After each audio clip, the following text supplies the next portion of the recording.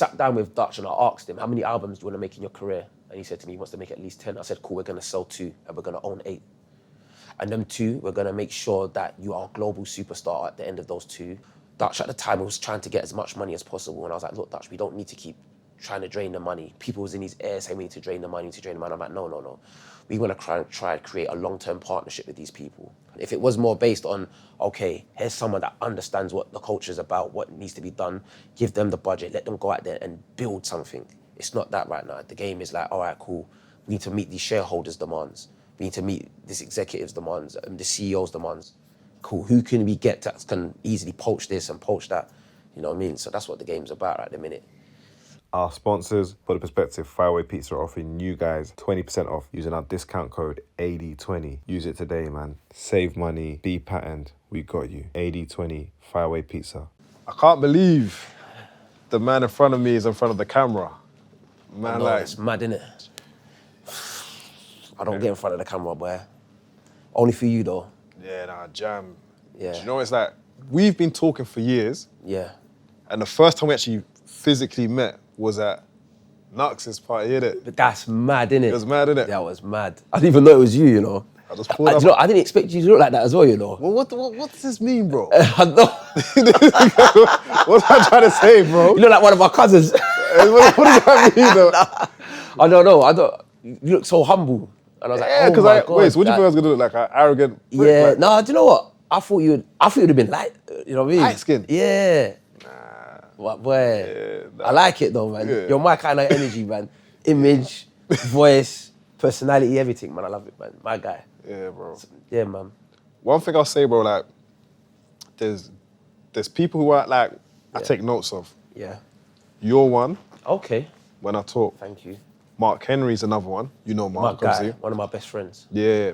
So now I'm understanding a bit more. Okay. Do you get me? Because it's like, just the way you guys think, because I've been in the industry for a long time, so there are times when I think, okay, what I think is, Yeah. it's not the optimum, but this is what I know. Yeah. And then I talk to you and I'm thinking, wait a minute. There is another way. Yeah. There is another way.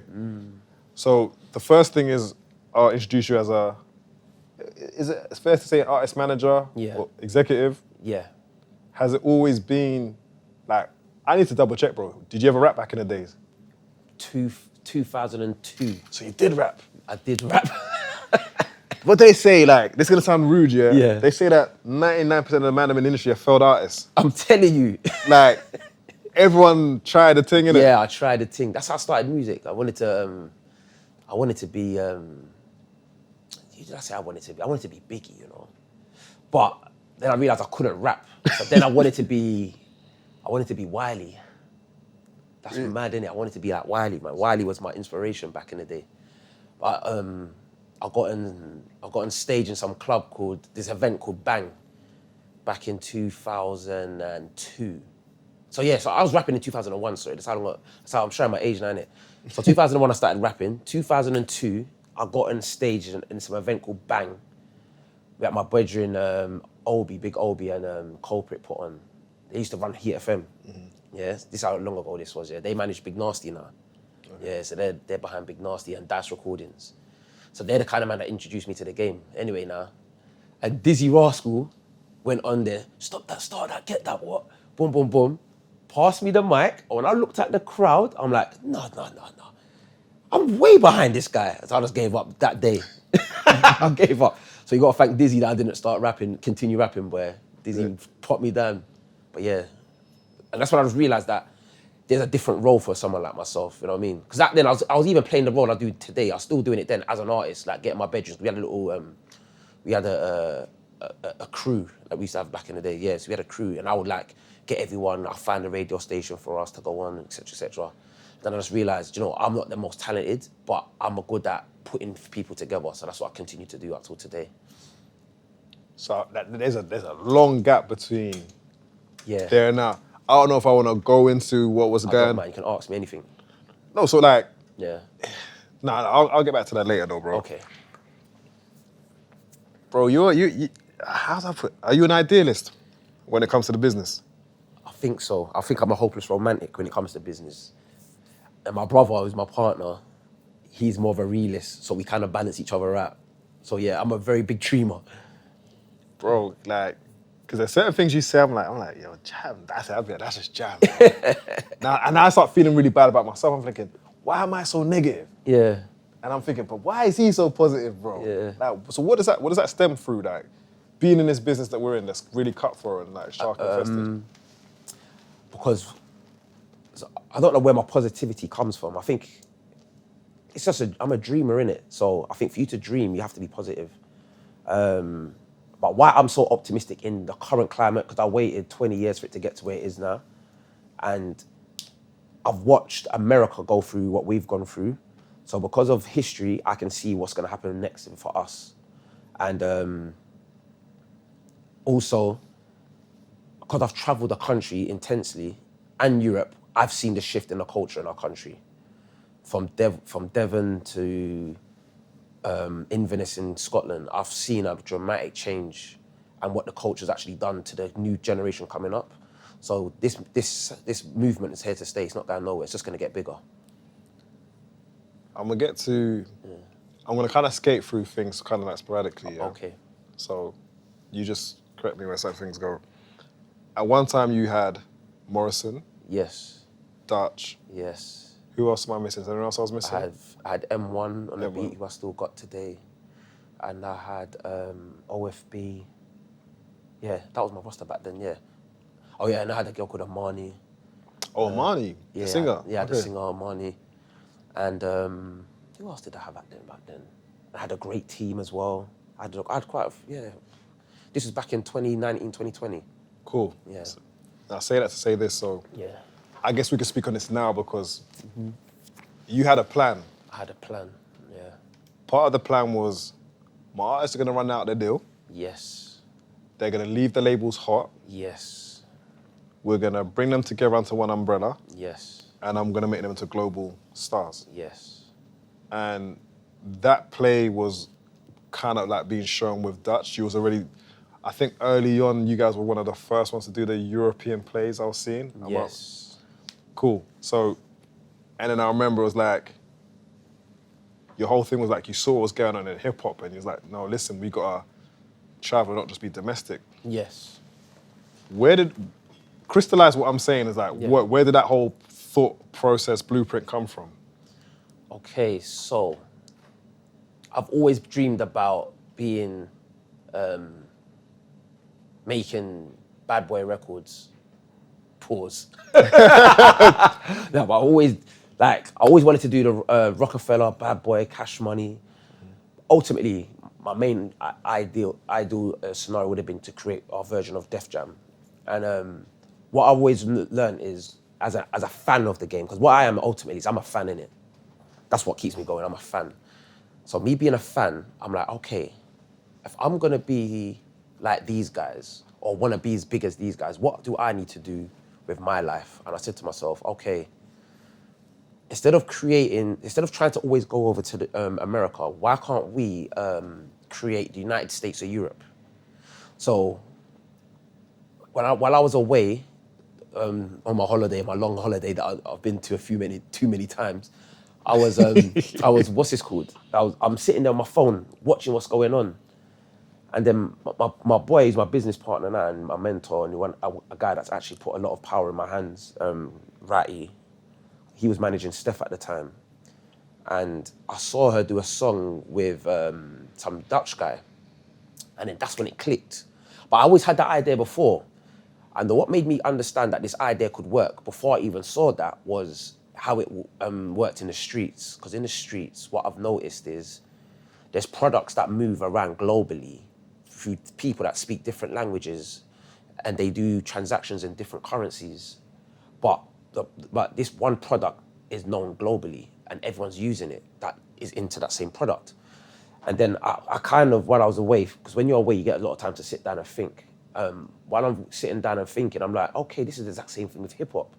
Because we in the UK, we don't understand what made Biggie or what made Jay-Z Jay-Z. We got onto these products once they became hot over there, and then we bought into them afterwards late. So now I'm looking at the game, and then I saw the Steph thing happen, and I'm like, okay. So then I wrote a plan. So this was like 2016 on how to build a global movement with music, and and then I sent it to my brother. We couldn't implement it at time with Dutch at the time because he wasn't that guy yet. And then when I came home in 2018 and I started to do my thing, the opportunity came with Dutch, and I just didn't look back and started to implement it. Boy.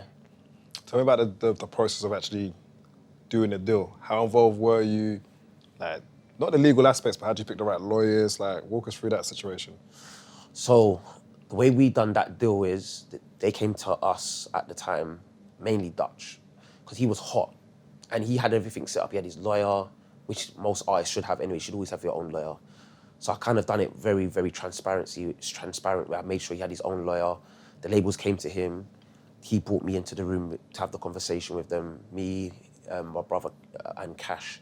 So he's all in the room.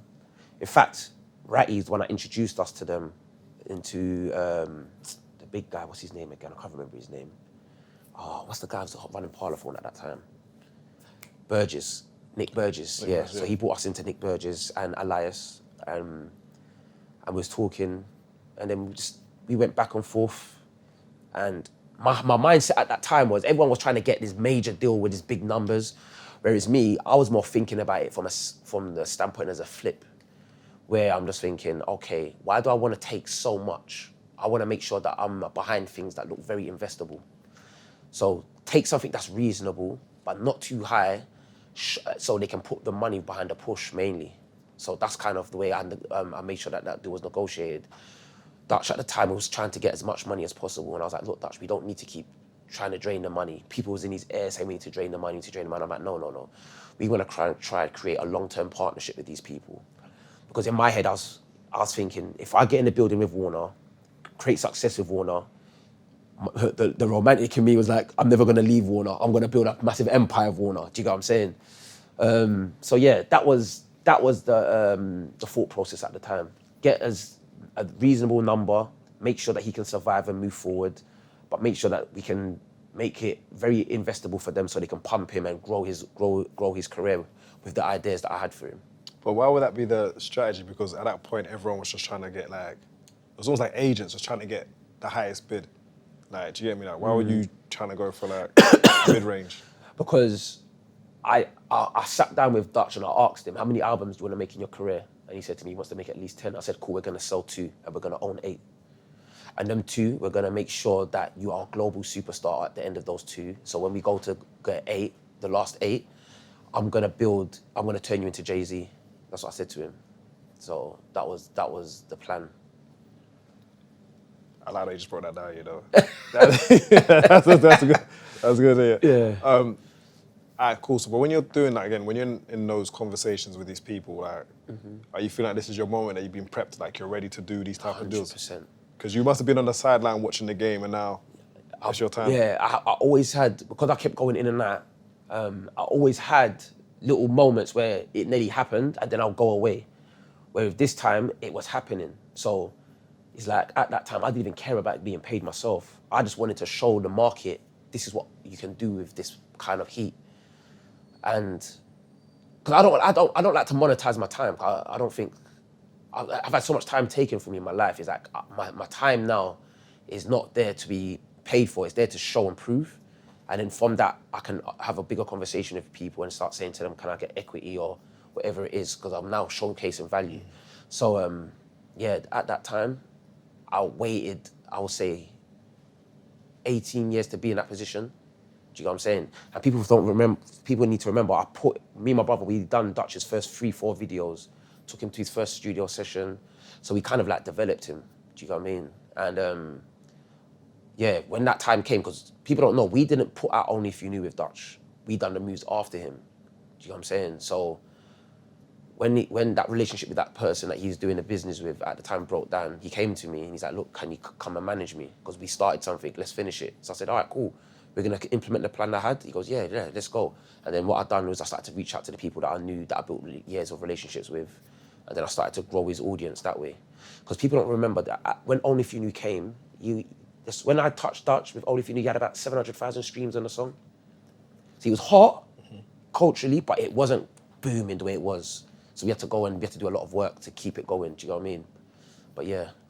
Bro, you sat down with quite a few labels. You set up my former label. I heard the stories, like, not in a negative way, but I just heard, like, you know, because I didn't know that Dutch came through to Polydor Yeah, for we a went meeting. to Polydor, yeah. But what made you guys decide not to go with, like, because my thing is this, bro, like, when you're hot, every label's gonna come. Yes. And then there's gonna be an A&R, and they're gonna try and make sure they get a black person to come in to make you feel comfortable. Yes. And then there's gonna be like, yeah, you know, send some music, or who's your, like, it's kind of like a formality, right? Mm-hmm. So I'm saying, like, what within the formality made you think, okay, maybe it's more Atlantic and lesser all the other labels that may have been, because Steph was over at Polydor at the time, She was right? like, yeah. So what it is what I like about Warner, and I don't know how it is now, I visit now from time to time, but at that time, the core team was very black. Sian Anderson was there. So she was the main reason why we went there. Then there was another guy called Mike. And then when we got introduced to the rest of the team, there were so many people at that team that I thought, do you know what? This just feels like my cousins. Do you know what I mean? And when I was trying to explain to them the vision, they all kind of got it. And then also what I liked about Warner is what they've done with Stormzy. And so there was something there was a blueprint that was already there, where it showed that they really take care of their artists. And when I was hearing the numbers, also I liked what they did with Ed Sheeran as well. So there's so many people at that company that I thought, yeah, man, I want to be a part of this, you know what I mean? They kind of get it. And I feel like they're going to need me one day as well. That was the main reason as well. Like, yeah, I'm going to show you what we can do with Dutch. We're going to make this guy into, in my head, I was going to try and turn him into Drake. And then you're going to need someone like me in your building to help grow this company. So that was where my head was at that time. You know what I mean? But, you know. Life is life. Yeah. So we'll scale over what happens thereafter. But you have another holiday. Yes, I have another holiday. Bro, you book a lot of holidays, you know. I know, 4 now. You don't get 4 I've had in my life, and I'm 41 now, man. I've had loads, man. Bro, but like, see now, like, you're someone that like sees, because we were just talking now about R&B. Like, Yes. you have a big passion for R&B, just for music in general. Yeah. But I feel like, so the pessimist in me says that the industry's going that way, but I think it's a good thing. Yeah. Because I think some people have stayed in their seats too long. 100%. There has been a clear out of a lot of people in the industry as of now. Okay, yeah. And that's from executives to A&Rs. But the industry's still going to keep on going, so they're going to need new talent. You, with all your ideals and dreams, where does that now fit into where we are within the musical cycle? Now, I like the game now because it's not going to be so fast-paced no more. So there's going to be a cycle coming where there's going to be a collection of artists that are going to be slowly building, and before you know, the industry's going to catch up and say, "Wow, where did this come from?" And there's going to be a lot of infrastructure around them. So what I'm doing with myself at the minute, apart from all the projects that I've got going on the side, which I've got a lot of, attention, I'm now focusing on mainly building new things that can be part of that next cycle. And I'm just making sure I've got the right infrastructure around these projects that I'm doing, and making sure that the artists' minds are right, because that's the most important thing now. Me being in music 22 years now, what I'm noticing is character is everything to make sure an artist is very, very successful. You know what I mean? So yeah, so my job is not just to make them hot, it's also to develop their characters and also develop my own as well. So yeah. You said a phrase one time to me on the phone, you were like, Yeah. the problem with the UK Yeah. is they don't empower the executives, they empower the artists. Yes. Like, so speak to that, what you meant by that. So what I've noticed in this country is they've turned executives into managers. And see, I'm a manager, but I'm more of an executive. So what I've done at that time in 2020 is I put the moves together, and then I hired managers to manage the projects that I was doing. So they come work with me. I could have done what they did, but my position wasn't to play that.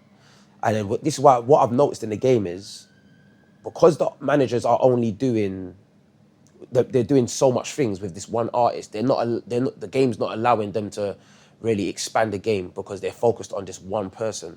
Whereas if there was an infrastructure where, for example, someone like Bello, for example, for me, Bello will be one of the best label executives in the game if he had the trust of people around him to manage Central C. Do you know what I'm saying? Because his brain and his skill set is actually needed to keep growing this market.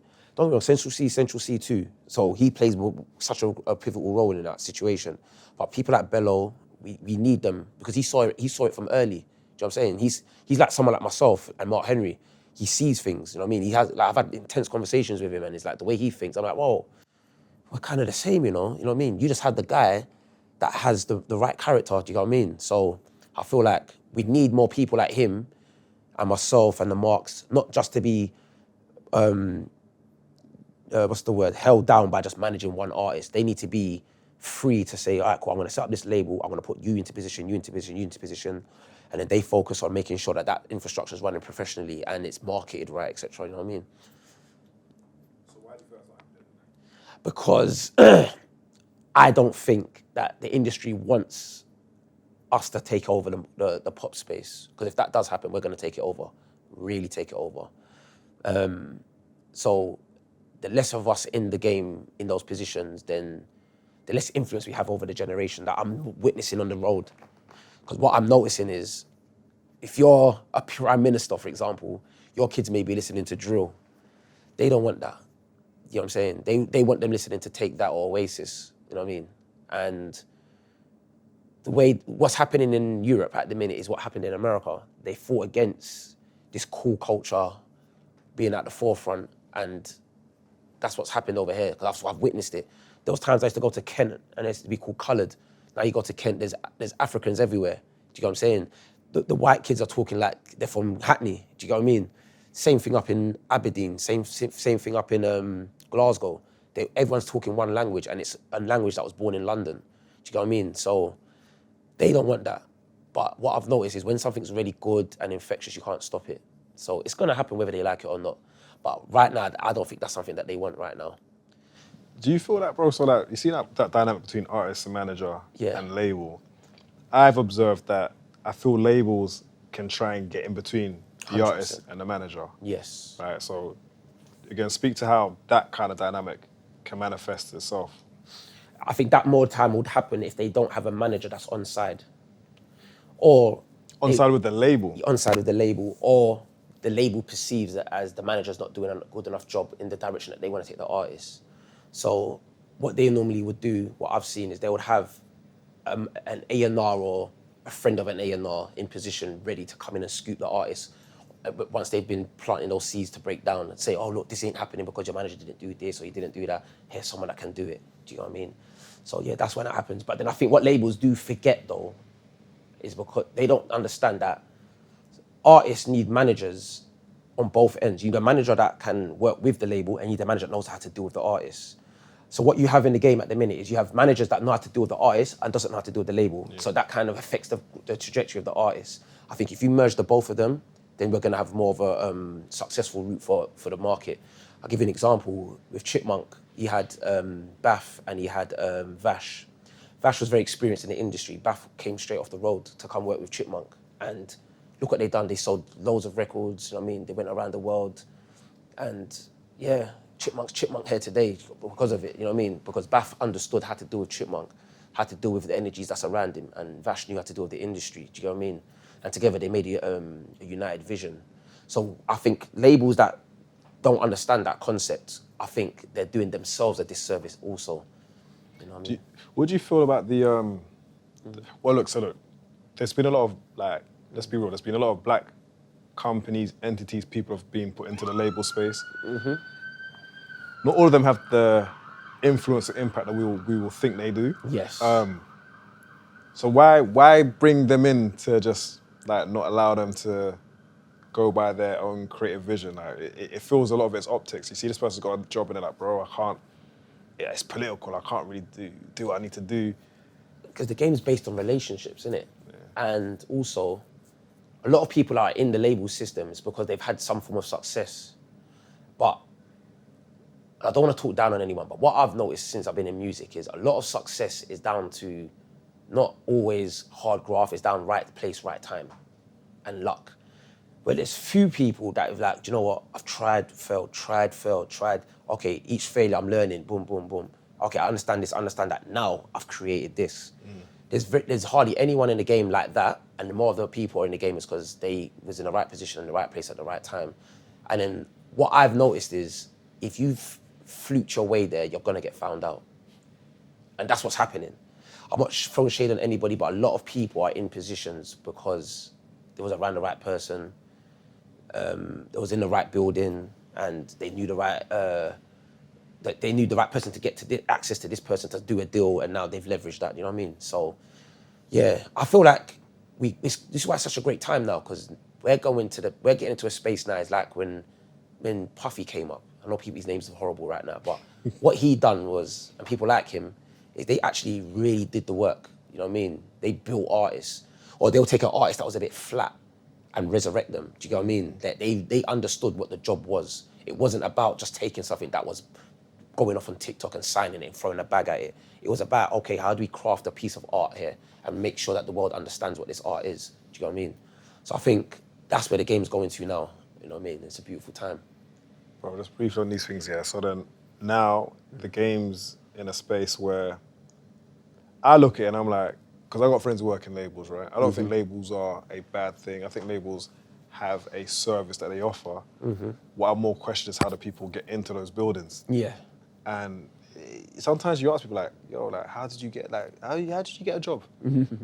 And there was no learning on the outside. It's like they came on the inside, it's like, they're just here. Yeah. Or I used to write for a magazine. Now you're a marketing manager. I'm like, but isn't it supposed to be a specialist industry? Yeah. Or an A&R, it's just like, I don't know, bro. So it just feels like it's very much relationship. Yeah, it's just relationship driven. Yeah, it is. And that's not going to give you the best service for an 100%, artist. 100%. That some of the people there are needed, like the young ones especially. There's a few young guys I've met in the labels that I think, yeah, I would have hired you too, because you're actually fans. So I think a lot of fans need to be there. But I also feel like if I was running, I'm going to give away some game to the market now. If I'm running Universal, I'm hiring producers to work at my company. They got the... Yeah, I'm gonna hire a lot of producers. I'm gonna hire a lot of DJs. I'm gonna hire a lot of promoters, people that's on the ground, because they're the ones that see things first. Do you know what I'm saying? And then I'm gonna build my infrastructure around that. Do you know what I mean? Because without the music, you ain't got nothing. You know what I mean? But I think what's gone wrong is not enough artist development. So because it's such a numbers-driven game, it's like people. The reason why it's like the way it is now also because it's numbers driven. If it was more based on, okay, here's someone that understands what the culture is about, what needs to be done, give them the budget, let them go out there and build something. It's not that right now. The game is like, all right, cool. We need to meet these shareholders' demands. We need to meet this executive's demands, the CEO's demands. Cool, who can we get that can easily poach this and poach that? You know what I mean? So that's what the game's about at the minute. But that's not gonna work for too long. Nah, bro, because we're kind of short on time, bro. So I'm gonna put it to you like this, bro. Like, so you've managed many artists. Yes. What's the biggest challenge you have working with artists? Like, do they actually listen? No, they don't listen. The hardest thing about management is trust. In the beginning, it's easier, but the bigger they get, the more influences they have around them. Trust is the key. If you lose any form of trust, then it can start to go left, and that's the problem. It's all about trust and belief. They've got to believe in you more than you believe in them. That's what I've noticed now. They have to really believe in you. Because it feels like it's the other way around more times. 100%, it's always the other way around, and they got to respect you as well. Yeah, if they don't respect you, it's going to be a hot uphill battle. You know what I mean? And I feel like not every artist is for everybody. What I learned now is, just because someone's lit or you think they're going to be massive, it doesn't mean you should work with them, because not all artists are good for you. And it could actually have, it can actually stifle your progress yourself. So yeah, man, that's the hardest thing, trust. Because once they trust you, they listen. You know what I mean? And especially in black music, artists only believe in what's shining in front of them sometimes. And what I've noticed is the artists that think that they don't last long. So if you notice, the top artists in our country right now, they're not the most flossiest people, and they didn't start. And if they are now, it's because they're very, very rich, but they didn't start like that. And they wasn't approached by some guy that was shining and showed them a dream. It was more by people that said, yeah, I'm going to be dedicated to you and I'm going to work. And then they believed and trusted that person and they went on their journey. So that's what I'm noticing, man. You just got to have trust, boy. That's the most important thing. And a lot, in closing, bro, like what, I'm going to say a few things, yeah, and you can just tell me like advice you'll give people in these scenarios, right? Music lawyers. Yes. How do you figure the relationship that music lawyers already have with labels before a new artist comes to them as a client? Okay, this is political. All the lawyers in the game have relationships with the labels. One's because entertainment law is very is a specified trade, specific trade to. It's a niche in the law field. Like you can get loads of criminal lawyers, you can get loads of property lawyers, but entertainment lawyers very, very hard to find. And what I'm noticing is all the entertainment lawyers is kind of a small group of them up and down the country, and they all kind of know each other. So I feel like what you've got to do as a manager is go out with your lawyer, build a relationship with them. And if you build a good relationship with those lawyers, you can have a very long career. Even when the artist ain't hot, they can always help you because they talk to everybody. You know what I mean? And what about also like booking agents?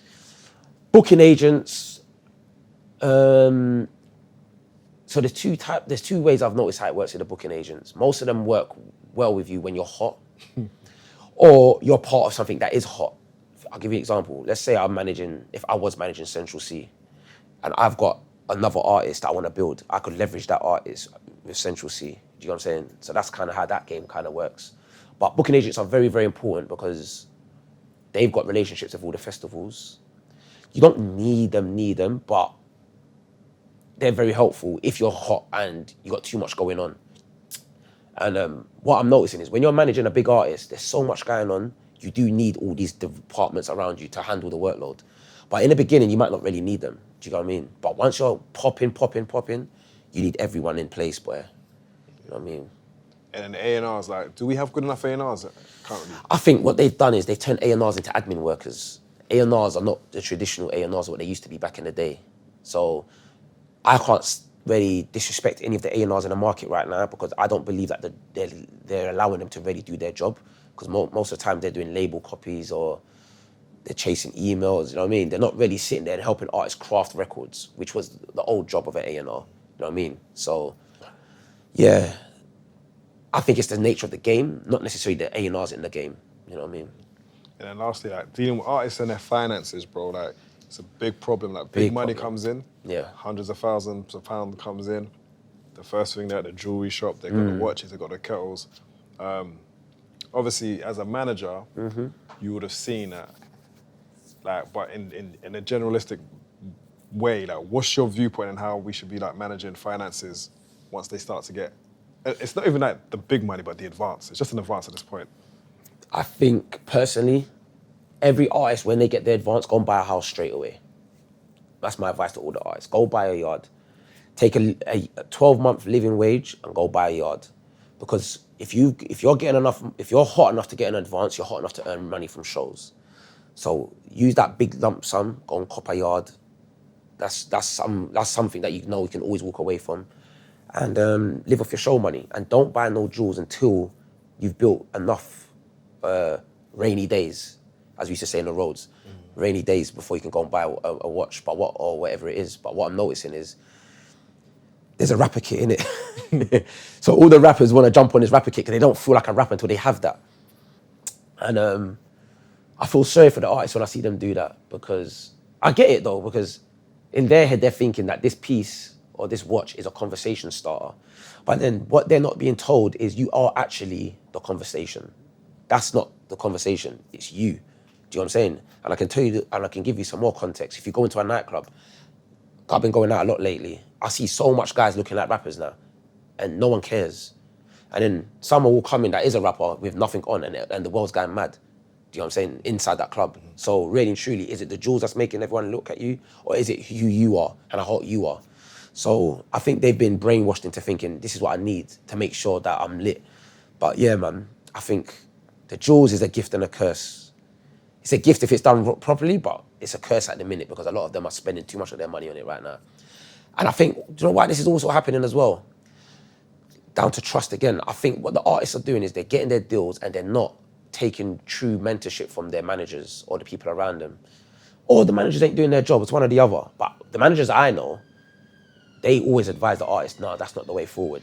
Not now, do it this time. And they're just always in a rush normally. You know what I mean? So yeah. But finances, if they maintain their finances, what I've noticed also in the game, if you maintain your finances as an artist, you'll never have, your career will always be flourishing. Look at Lethal B. You know what I mean? Lethal B's always been in the game because he's always made sure his money's long. Do you know what I mean? So if he's going cold, he's not relying on a record company. He can do it himself. Do you know what I mean? So that's what I think artists, it's essential for them to make sure that once they start getting money, bank that money, invest that money, because there's never going to be a time when you're not going to need money. Oh, actually, this actually just passed my mind. Bro, how do you deal with conflict with a label? Because I think there's going to be times when you have, well, let me use the word difference of opinions, when you think, I don't want this song, they want this song, or like just how do you resolve, or how do you come to a mediation? See, I think it all depends on the people you do your deal with. So I like to compromise. So I told them the vision, and then I output what I need to output. And if they have an idea, all right, do you know what? I might give you one chance. Show me. If it doesn't work, we're gonna go back to my plan. Do you know what I mean? So, because at the end of the day, they're partners. So you don't wanna make it, because what you wanna do in business, I've always felt, is you wanna make sure people feel like they're part of the process with you. Do you know what I mean? But at the same time, you can't be someone, I'm not gonna make someone feel like they're part of the process if I don't see you're invested and you're working your ass off as much as me. So if I come into a record company and I see you treating it like a 9 to 5, then no, I'm gonna be stern on what I want. But if I see, like for example, when we was with Parlophone, like the people in the label would be at my house on a Saturday, on a Sunday, you know what I mean? Like every shoot, they're there, you know what I mean? Studio sessions, they're there. So it didn't feel like we was two separate entities. Sometimes it did with my team members, but for me personally, no, I felt like we was together as one. And I let them put out one record that they wanted to do. It didn't do as well as we hoped it would, but at the same time, I can't say it didn't because we didn't get a chance to finish that journey, so we didn't know what that record would have become later on. But numbers-wise, it didn't go mad. But one thing I've learned about music, not everything's based on numbers also, so I can't really say that that record didn't work, but it didn't have the impact that we wanted. Then we came and we dropped our next record straight after that, which was Our Vision, and it went off completely, do you know what I mean? So yeah. Yeah, jam. I'm going to keep it light because you know what it is, It's late, and there's more power in what people don't hear us talk about 100%. than what they're going to hear we are talking about. Yeah. So make of that what you will. But I will say to you in closing, bro, are there really friends in this business? I think there is, you know. That's the optimist talking. I should just end it there. 99% of my friends in my life now from music. It's mad, innit? Yeah. So yeah, I think there is. Not everybody though. Yeah. But yeah. I would just say that, like, and I'm gonna be guided when I say this, bro. Have people turned their back on you in the business at all? 100%. 100%. When I went on my holiday, I felt like the whole market turned their back on me. Was that because of the holiday or because of before the holiday? A mixture of both. Yeah. And then that's when, and I'm happy it happened, to be honest with you, because now I know what's really real. And it's made me get in touch with my emotions to say, do you know what, this is business. And whoever's there for me is there for me, and whoever's not, it's business, you know what I mean? And I can approach it more in a strategic way now. Doesn't mean I'm gonna be a bastard to people, because I'm not, I'm always gonna be fair, but it just means that I'm not setting myself up to get hurt. Do you know what I mean? Because I get it, it's business, innit? You know what I mean? But yeah, they did turn my back on me, boy.